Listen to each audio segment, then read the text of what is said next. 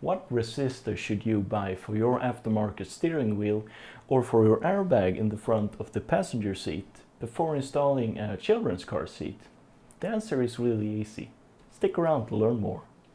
You can buy ready-to-use resistors like this in a case for around $10. There's plenty of those out there.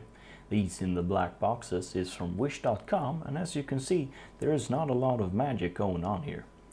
When it comes to steering wheels and the airbag that is in the front passenger seat, I'll say the resistance is 2 ohms 9 times out of 10.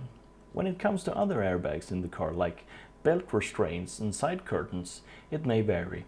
It is usually 2 ohms, but it's common with 3.3 ohms as well. I'll tell you that I've never experienced a car with anything else than 2 ohms in front of the driver nor the passenger. If you want to check the resistance, however, in your specific part, you pull your multimeter to the lowest value measurable and test it. If it's a few tenths higher or lower than 3, it will still work. A bigger difference than that is not recommended though. It is also not recommended to measure the airbag itself because it may blow depending on which car you have. If you want the cheapest solution possible, you can buy a whole bag of these. A friend of mine got these in a Lithuanian store for a few bucks. On all resistors there is a pattern that tells you what resistance it has.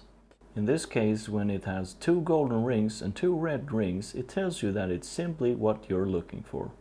If you want to know other colors and patterns to other resistors, we can bring this up in another video if necessary.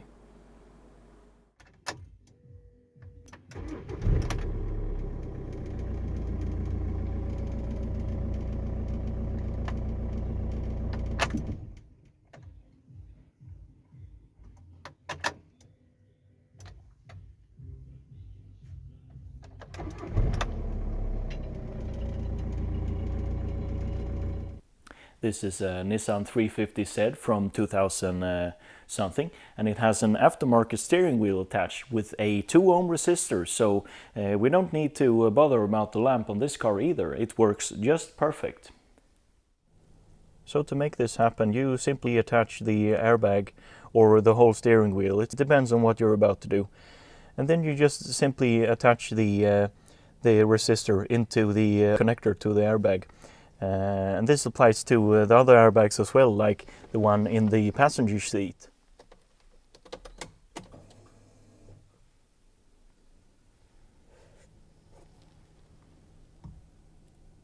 And as we can clearly see, the airbag light comes on and off as it should. So there you have it. If I were to any help, smash that like button. And if you're into more car electronics with me, you should consider subscribing. Now go out there to your garage or to your workshop and make an impact.